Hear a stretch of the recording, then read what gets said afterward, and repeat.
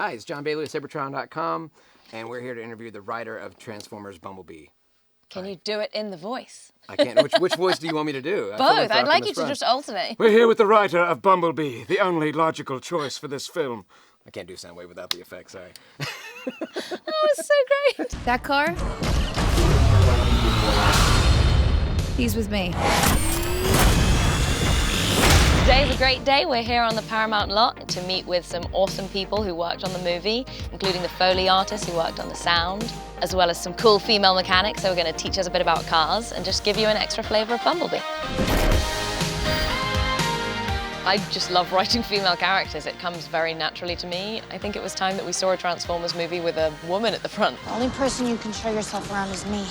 I was really excited to see Charlie and that she was a young woman who was interested in working on cars. I think that that's an excellent thing to show young girls. Like, don't be afraid, just try it. Do what you love. With Bumblebee in particular, because he can't use his words, sound was integral, I think, to this movie and to how we told this story. Foley is the more organic, intimate sounds in a scene that characters might touch. Together as a team, we kind of create whatever sound it is we're going for. We're doing it live to picture. Bumblebee is a huge, massive entity that is made of mostly car parts, so we use a lot of car parts for that. The first Foley cue we had press doing was we would have them perform this scene where Bumblebee sits on a couch using car parts, the exact same props we used when we did the movie.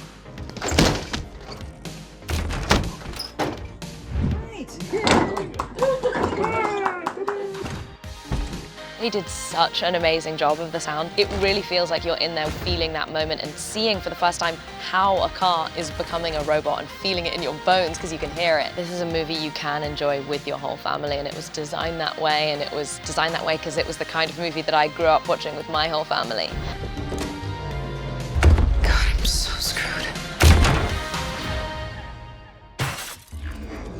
I was called in the summer of 2015 and asked if I wanted to join a Transformers writer's room. It was one of the earliest writer's rooms for a movie like this. So honestly, I didn't even know what it meant at the time.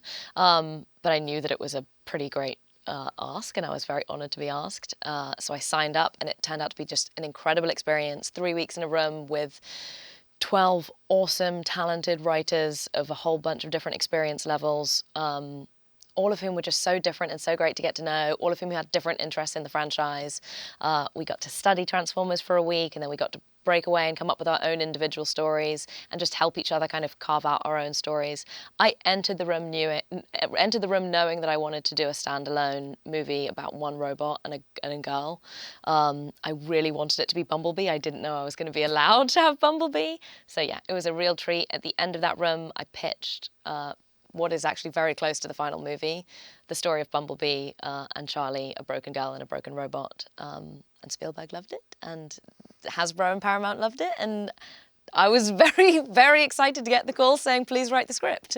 Charlie's super personal to me. She is based on my two nieces. My British niece, who at the time, she's the love of my life, and at the time she was only 3, but it was very clear very early on that she wasn't a girl you could easily confine to one box. She wasn't a girly girl, she wasn't a tomboy, she was interested in maths, but she was also interested in art, she liked to dance and she liked to fight, she was all of these different things. And I wanted her to grow up in a world seeing characters like her on screen who are nuanced and complex and not just one thing or another. And then the other niece is my American niece Sylvie, who was 12 at the time and sadly lost her mother to brain cancer kind of while we were making this movie. And her relationship to her dad over the course of losing her mum, that closeness that they built, and, you know, she inherited his love of cars. They watched Formula One together every Saturday morning. She's inherited his love of music. That really very much informed Charlie's relationship with her dad, which in some ways is kind of the heartbeat of this movie. So yeah, they were my two North Stars. So often in movies we see women and girls who fit into these convenient little breakfast club boxes. And that's not what real life is like. We are messy and complicated and good and bad and flawed and strong. And the more we can see that on screen, the better. I think it's time, and I think there are actresses out there who are dying to play these roles. And any part I can have in creating more of those roles, the better. I'm very grateful for it. It's also the kind of movie I hope that kids want to watch again and again. Certainly when I took my niece and my nephew, who were 6 and 4 at the time, maybe a little too young, all they wanted to do was like watch it again as soon as they got home. So I'm really hoping that kids can enjoy this with their parents. There is, I hope, something for everyone in this movie. I spent an embarrassing amount of time Googling like onomatopoeia for transformation sounds and grinding and crunching sounds. And it was really important to me actually to get that right because he can't use his words. Sound is everything. And that first moment in the garage, that was always kind of the most critical one for me. I think we've seen so many awesome transformations in the Bay movies, but we hadn't really seen one that was slow and painful and where you can hear every crunch and grind of the gears. And the sound was really one of the things that brought that to life for me. And seeing that happen like right over her head and feeling like you're in that experience, sound was integral, I think, to this movie and to how we told this story. What were your prior knowledge about the franchise and characters were before going into it? Just as a kid, I grew up with Transformers. I'm the youngest of 3 sisters, and well, presumably not 3 sisters, but I inherited all of my Transformers toys, which meant they came to me often with pieces missing, which made them very, very hard to transform. I also will confess that while I grew up playing with Transformers and watching the cartoons, I'm embarrassingly bad at transforming the Transformers toys. When I received my Bumblebee, I was like, I can't get it back into its original form. What research did you do into doing any specific lines for specific characters? Good question. Because they each have their own kind of personality. They do, so. and honestly, I have to confess with the Cybertron stuff, that was very much a collaborative effort. I cannot take all credit for that. I also think Travis just did an amazing job bringing it to life. He did such a great job doing that. So no, that was a team thing, and I relied on the team for that. In terms of research generally for the thing, that was all, you know, we did Transformers Writers' Room in 2015, and we did a full hardcore week of Transformers school. There's a Transformers school. It was great. I have my degree. How close to the final version of the film was it to your original draft, to your original idea for the story? That is so hard to say because it went through so many different iterations, all of which, to me, I can never remember which order everything came in. The heart of it has always stayed the same. It was always, from the very first kind of notion that I pitched, I always wanted the story of this young girl who was kind of broken and had a hole in her heart, essentially, who meets this broken robot, and these two kind of broken characters coming together, healing one another, and having this kind of arc together. That has always stayed true. Her character has always stayed very true. But no, there's definitely pieces where it got bigger. It started originally, the story was just one girl and one robot. Oh, sorry, there were obviously other humans, but yeah, it was really just kind of a small thing about the two of them set in this small town. It lent even harder into the Amblin kind of small town feel. And then it kind of grew and expanded. What we quickly realized is that, like, yes, it was exciting to do something new with the franchise, but we also wanted to give people fun. Like, the more you see, the better. Sorry, Blitzwing was always in the opening, but yeah, we got to bring in more, and that prologue was a later addition, and it was so exciting to see that come to life. The first time I saw that, I was so blown away. Was there anything that you really loved that you wrote that ended up not making it into the film? Yes, and it was that toy thing, because I remembered as a kid that feeling of, you're so close to making it back into a car and you just can't and you want to squeeze it. So there used to be a scene as they're escaping the airbase where they have like helped him transform because he's just come back to life and he's kind of broken, and there's one bit that doesn't quite fit and they're in the back seat and there's a gap and you can see the ground rushing between them and they're like trying to force it and they're like pulling it, and then finally Bumblebee just like forces it together and snaps off his license plate. Oh no. Because I remember doing that. I snapped forcing it, Bumblebee. snapping off the license plate. I broke off an arm. Many fans have noticed the similarities to like E.T. and Iron Giant. What were the influences that you drew inspiration from? Amblin, Amblin. Like I loved Spielberg growing up, but not just E.T. E.T. for sure, but also, you know, his other movies that he produced as well as directed.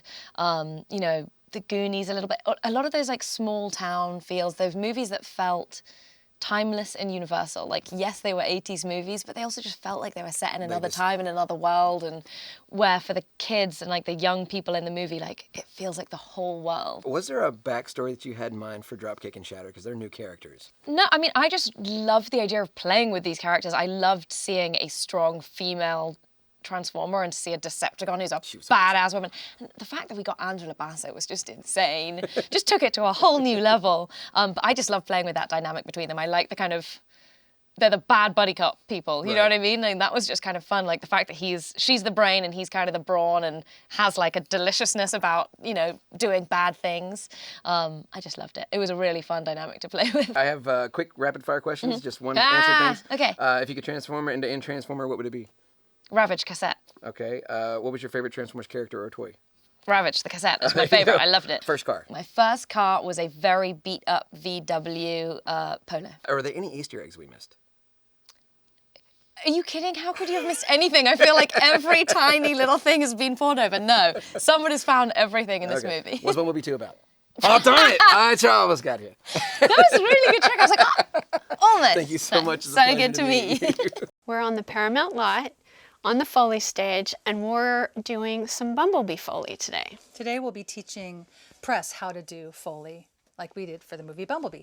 Hey, Jon Bailey here with Sabertron.com. I'm here with the Foley artist, the creative team behind all the sound effects for the Bumblebee movie. I would love to know who you are and how you got into this job and how you did the old school practical effects for the sound for the movie. I am Alicia Stevenson, and I was studying picture editing at UCLA and accidentally got into sound and loved Foley. So it just evolved from there. I came in as an apprentice. It's really an apprenticeship type job, on-the-job training. And I saw the making of Star Wars and how they made the sounds of the stormtrooper guns and their armor, and I just fell in love with the idea of doing that for a living. Foley is the more organic, intimate sounds in a scene that characters might touch, that the actors might interact with. So Bumblebee touching things, not his motorized sounds, but touching the Coke can, touching Charlie, touching Charlie's hair. So we'd get the detail of the sound of her hair and the detail of Bumblebee's metallic fingertips touching her head as well. We're watching the action as we perform the action. Whereas we're looking at a room full of props. We can go grab a combination of props and we sit down, connect it to what it needs to be connected, either metal, wood, whatever's going on. David's up there EQing and making the sound, getting it even closer to what we want using plugins and whatever he's using. And together as a team, we kind of create whatever sound it is we're going for. We're doing it live to picture. We have a history with Bumblebee. We do. We've worked on several Transformer movies, and with Ethan and Eric, who are the sound supervisors. And we were fortunate to work on this one as well, which is one of the greatest, I think. I just love this film so much. It's such a great relationship movie. When he's touching things or moving things, he's very delicate and very kind of afraid. And so we had to find something that was going to represent, it has to be a heavy metal, but it has to represent the delicateness of how he articulates his joints and his fingers to touch things. So we used sprinkler heads, the rainbird heads that kind of, and those worked great for touching Charlie's hair when he was trying to get the sand out of her hair, or the Coke can. So you get the sound of the Coke can, but you also get that little delicate of his fingers. As opposed to how they do so much digital audio editing now for the sound effects, as opposed to the old school way of doing things, how much of the movie was practical, how much of the movie was electronically done? Bumblebee. Yes. It's kind of a particular movie in that there are a lot of CGI characters. So their sounds have been established pretty much by Ethan and Eric, the sound supervisors, having done all of these Transformer movies. They've got all their transforming sounds, Right. their servos, and all the motors. So that kind of that's done by sound design and sound effects. Whereas we'll do more organic sounds of things that he touches with his hands, someone touching him, Charlie's hands on him, or if he sits on the couch, which we're going to have you do with us. Okay. We'll do those kinds of things. And then we also do things in tandem with sound effects. And then sometimes they'll be used together. Sometimes they'll choose one over the other on the dub stage. So that, percentage-wise, I don't know. It's really hard. We don't know because we're in here doing our own thing. It's hard to say. I was going to actually talk about this one particular scene because this there's probably more Foley done in the one scene of Bumblebee trashing this house than anything else. How much fun was that of coming up with all the different ways? How much did Oh you my break? gosh. So fun. And some of the stuff was cut out. He destroys a lot more of the house. Oh, that there's a deleted scene with a lot more, so Oh it's my still God. people still get to see it at least. Yeah, yeah. Oh, the deleted scene. Yeah, the deleted scene of that scene. So that's there's- worth that sounds getting. still in Yeah, there. so we're That's worth- smashing dishes. So you didn't waste your and- time, yay! No, yeah. It's still there. And that's where streaming are getting the additional footage just for that scene. I think it's just brilliant. We Yeah. had so much fun. Yeah, it was The really dishes fun. are flying out of the Yeah. dishwasher and the Do you actually have to refrigerator's throw? walking. And, Do you actually yeah. throw oh, we dishes? throw Yeah, things, we're we break smashing things. Silverware's flying 'Cause everywhere. I was curious how much you actually do compared to what the action is on screen as just to making the sound. Because you know what I mean? Like you don't have to throw a plate to make a plate break. How much is done the way they're doing it as opposed to the way you're trying to make You it mean sound? literally performed that way? Right. Well, let's say I toss a dish and it might roll on its edge, so we'd make the sound of it rolling on one track. Then maybe on another track we'd do the spinning the hubcap kind of. You're right. But if I wonder what the term was if for that. if it broke, then we'd do another layer of glass debris. The actual smash and shards hitting the walls, hitting other objects, hitting a brass lamp, you know, whatever we see it hitting, the detail. Right. Yeah. Was there already a soundboard established for certain sound effects that you know you have to use frequently, like the footsteps for Bumblebee, or is all that you just do the footsteps for the human characters? Because I mean, it depends on the ground, if it's concrete, if it's dirt, if it's gravel. I know that a lot of work and time goes into just the footsteps. We did not do the robot footsteps. Those Okay. had been established. I always assumed they were just many people with trash cans tied to their feet.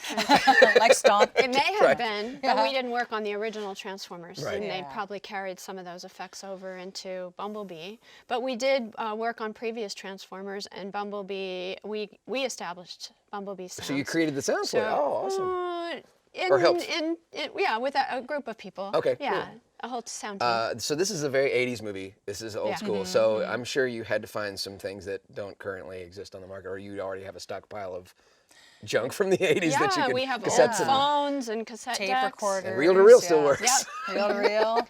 I think they don't have like cell phones, no cell phones, Right. things that that we use today. Yeah. Computers. I love the phone was one of my favorite because the rotary phone, that's just it's so iconic. It takes so long to dial. Yes. Yeah. How much do you have to record to get one specific sound effect? Is it 3 takes in a row? Is it just till you get it right, or just make a whole bunch of them and let people pick what they do? Or Yeah, sometimes because you're we just get creating lucky. the audio, you don't actually edit the audio. You just come up with the sound for We it. make the sound effects. Yeah, sometimes we get lucky and we get it in one take, but we will labor over something, sometimes 20 takes, depends on how particular. And then we're doing track layering a sound in one moment, in 1 second. We can put 20 tracks in a short period of time. We've got glass and dirt and body falls and knife stabs and all happening in that moment. You know, I was so- gonna ask like, how many layers of sound effects are there for certain? Because that one had to have a lot going Yeah. on. I mean, Oh good grief. yeah. You might want to ask the W mixer that question because they're dealing with all of the sound effects, and those have already been collapsed down into smaller subgroups probably by the time it gets to them. So they're dealing with Foley, dialogue, music, and they can tell you probably how many Okay, cool. altogether tracks there were. My last question is, how much time did it take total to get all the sound effects recorded for the film to be 100% done? Or, Well, the Foley, I don't know about sound effects. or the Foley, I mean. The Foley, keep I getting those think two we terms had confused. 20 or 25 days to Okay. do the Yeah, Foley. it's a pretty good budget these days. Yeah. Very interesting. What is your favorite Transformers thing that you've got to do, or favorite sound effect that you did, or Foley that you did for the film? Or any, besides that one amazing scene, is there anything else that was like, that was really fun to do? Trashing the house. That was really fun. I love the underwater swimming stuff. That's always fun. Oh, cool. It's just neat. I like when he slides on the ground and we'll take a huge car part and just move it around on the gravel or whatever he's sliding on, so we can hear that metal against Right. the surface. That's so cool. I Yeah. love your job. I always so wanted to do fun. this if I hadn't got into voiceover. So thank you so much for taking the time. I We're, assume. we're gonna have you do Okay. Bumblebee using this prop. Okay. We're gonna do, and David's up there. You're gonna do the Bumblebee's butt sitting on the couch, Oh. and then any moves he has, And he gets up. like that. So basically 3 moves. That is And so Dawn's cool. going to join you. She's going to do that. Yeah, I would have assumed it was a big box of parts or something. And you know about the white line going across to mark your Right. endpoint. So that'll be your cue to do this, so make the sound. And when you hear David play your work back, you'll hear how he's EQ'd it to make it sound much larger than what you've got in your hands. Interesting. Which is an important part of our process. You guys have no idea how cool this is. I always wanted to do this. Okay. Okay.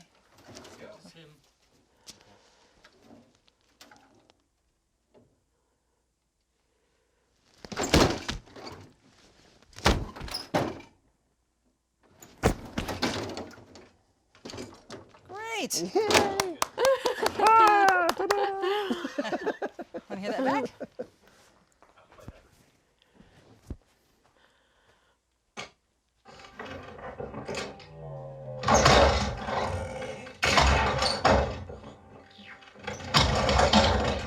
Yeah.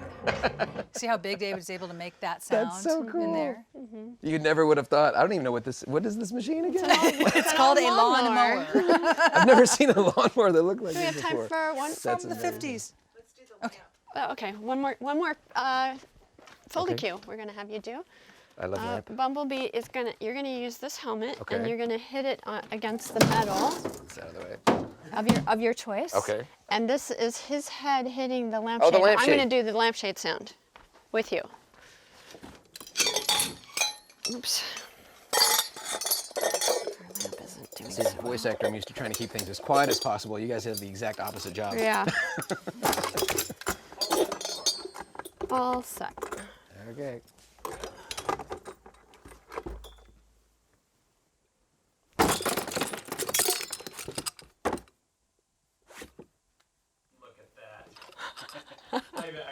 It's like I'm a pro.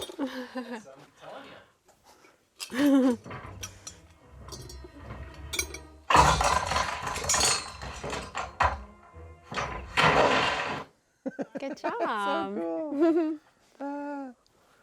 Thank you so much. This was so much fun. Hi, it's Jon Bailey. I'm the voice of Shockwave and Soundwave from the Bumblebee movie, and I'm here with Sarah, the mechanic, with the actual Bumblebee car. And I thought we'd get a Decepticon's perspective on Bumblebee in his vehicle mode.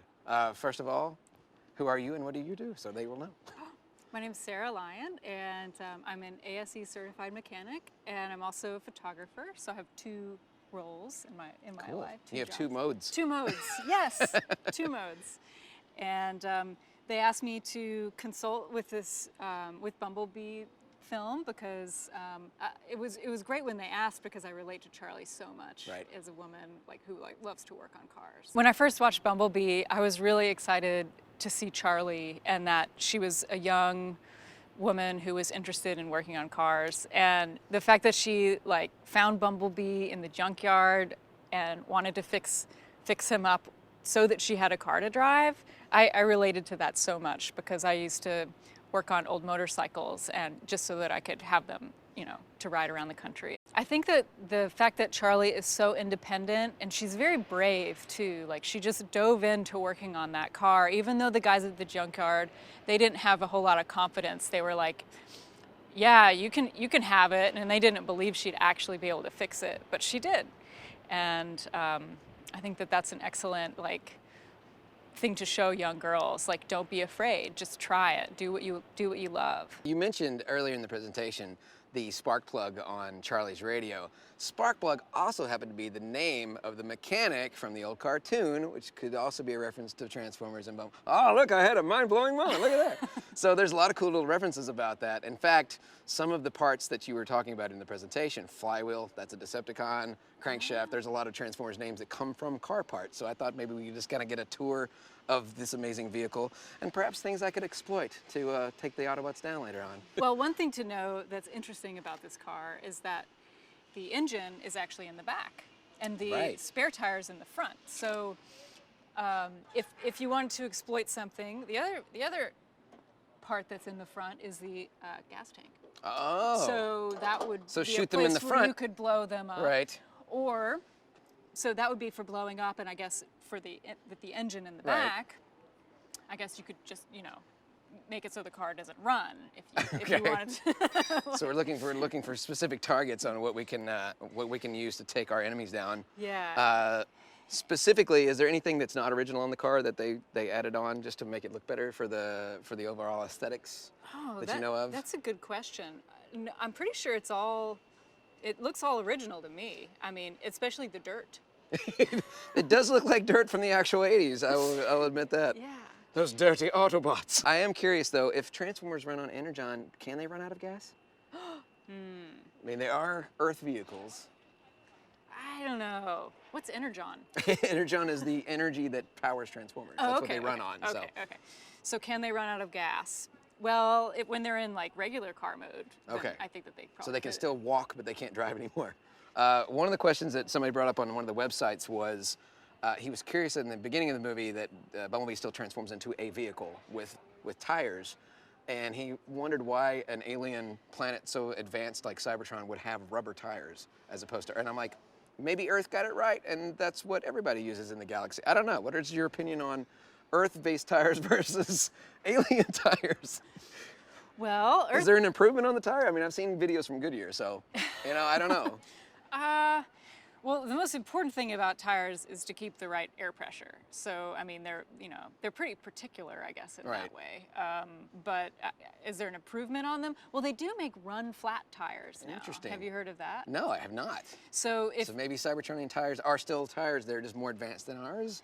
Maybe. So it's still okay for them to have tires in an alien planet. I'm also curious how fast they can go, because in some of the scenes, Bumblebee was he outruns a police car. Is that standard right? Is that not standard for a bug?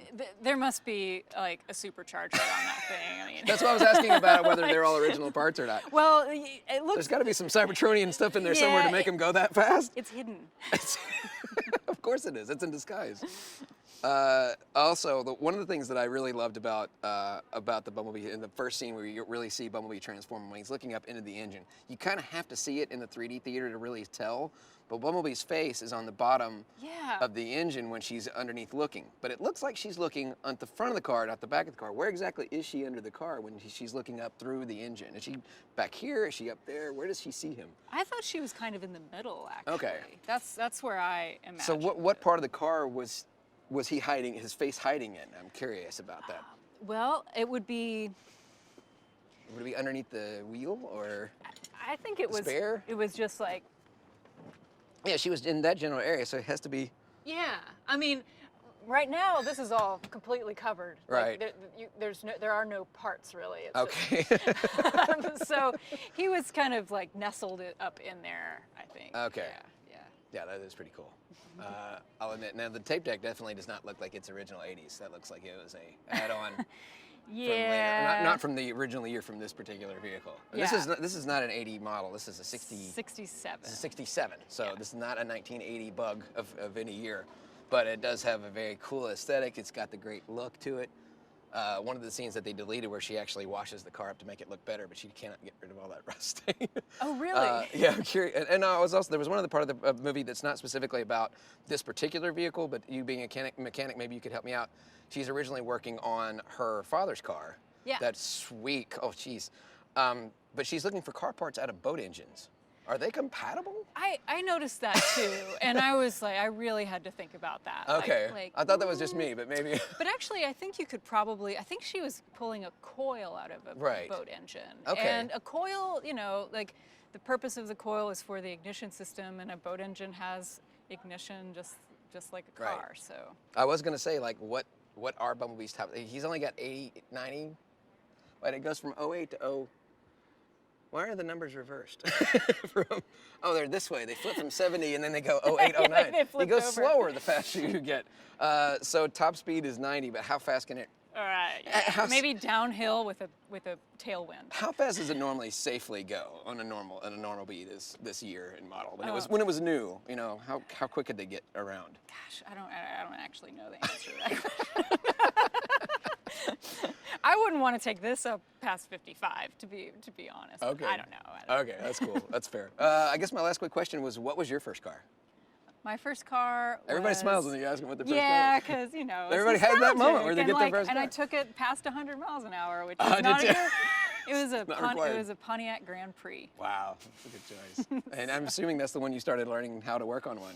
Actually, no. Oh, no. What I started was my second car, which is a 1998 Chevy S10. Okay, cool. Little truck. If you could transform into any car at all, what would you pick? Well, I was saying that I would want to be a Toyota Tacoma 4x4 with a topper. Oh yeah, wow. She's just plow right through anything. Yeah, and you can go camping. And That's bring true all your too. You can off-road in it. That was so cool. Thank you so much. Awesome. Thank you so much, Sarah. It's a pleasure to meet you, and thank you for showing off all the amazing things that we can exploit later on when we defeat the Autobots.